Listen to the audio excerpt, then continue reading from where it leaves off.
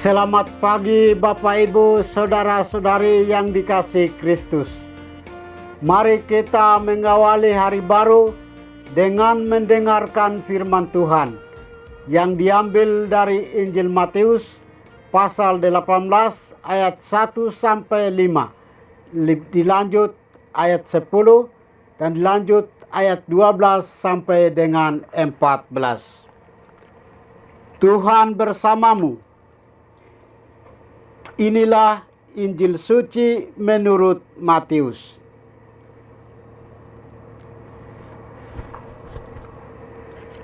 Sekali peristiwa, datanglah murid-murid dan bertanya kepada Yesus, "Siapakah yang terbesar dalam kerajaan surga?" Maka Yesus memanggil seorang anak kecil dan menempatkannya di tengah-tengah mereka, lalu berkata, "Aku berkata kepadamu, sungguh jika kalian tidak bertobat dan menjadi seperti anak kecil ini, kalian tidak akan masuk ke dalam kerajaan surga. Sedangkan barang siapa merendahkan diri dan menjadi seperti anak kecil ini, dialah yang terbesar dalam kerajaan surga. Dan barang siapa yang menyambut seorang anak kecil seperti ini dalam namaku, ia menyambut aku. Ingatlah, jangan menganggap rendah seorang pun dari anak-anak kecil ini. Karena aku berkata kepadamu, malaikat-malaikat mereka di surga selalu memandang wajah Bapakku yang di surga." Lalu Yesus bersabda lagi, "Bagaimana pendapatmu jika seseorang mempunyai 100 ekor domba dan seekor diantaranya sesat? Tidakkah ia akan meninggalkan yang 99 ekor di pegunungan lalu pergi mencari yang tersesat itu? Dan aku berkata kepadamu, sungguh jika ia berhasil menemukannya, lebih besarlah kegembiraannya atas yang seekor itu daripada atas yang 99 ekor yang tidak sesat. Demikian pula Bapamu yang di surga tidak mengendaki seorang pun dari anak-anak ini hilang."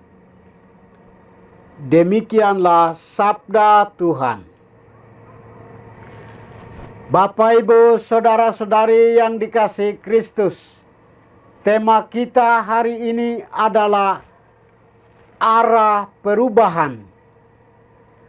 Hari ini Yesus mengajar kita bagaimana cara merayakan hidup, menjadikan hidup ini menjadi indah. Bertobatlah dan menjadi seperti anak kecil.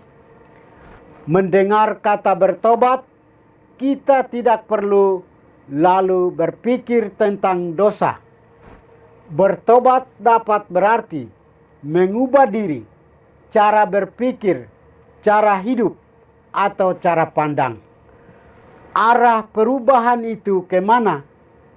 Arah perubahan adalah mengikuti ajaran Yesus, yaitu menjadi seperti anak kecil.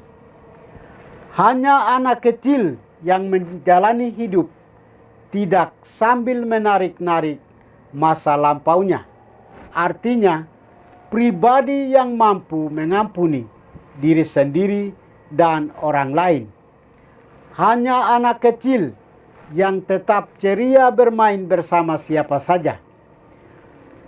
Hanya anak kecil yang tidak menyimpan rasa kecewa, dendam, sakit hati. Hanya anak kecil yang mengandalkan bapaknya, bukan dirinya sendiri. Yesus saat berbicara tentang tema kerajaan surga, penyesatan dan perumpamaan tentang domba yang hilang, menyodorkan suatu ungkapan yang bagus. Bapamu di surga tidak mengendaki supaya seorang pun dari anak-anak itu hilang. Yesus ingin menyadarkan para murid bahwa Allah adalah ibu kandung dari segala ciptaan yang ada di muka bumi ini. Dan manusia adalah anak kesayangan Allah yang tidak ada duanya.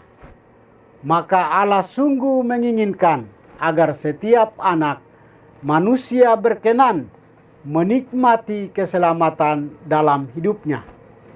Allah sebagai ibu kandung akan sangat berduka jika seseorang anak manusia mengalami kesesatan dalam hidupnya, hanya karena tidak menggunakan pikiran dan hati nuraninya secara seimbang untuk menata hidup secara baik dan bertanggung jawab.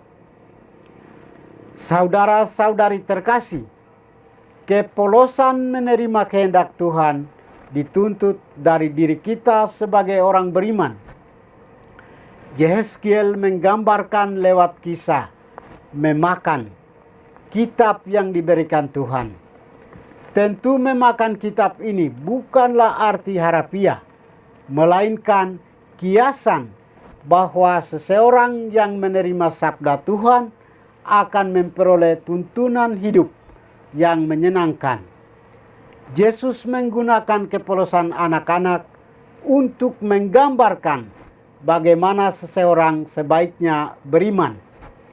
Jika kalian tidak bertobat dan menjadi seperti anak kecil ini, kalian tidak akan masuk ke dalam kerajaan sorga, kata Yesus. Beriman sepolos anak kecil ini berarti terbuka dan percaya penuh pada rencana keselamatan Tuhan, berlaku jujur dalam kata dan perbuatan, siap ambil bagian di dalam karya pelayanan yang merupakan wujud konkret iman kita. Tuhan memberkati kita. Marilah kita berdoa. Tuhan, pagi ini kembali kami naikkan syukur dan permohonan. Terima kasih sudah menjaga kami saat tidur maupun bangun. Terima kasih untuk udara sejuk dan segar pagi ini. Bukalah mata hati kami, mampukan kami memandang kemurahan dan karya-Mu, serta memuji dan memuliakan-Mu melalui pekerjaan dan pelayanan kami hari ini.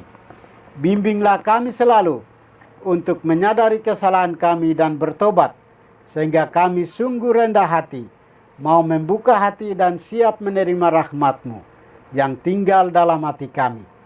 Kristus terang dunia, berkatilah keluarga kami.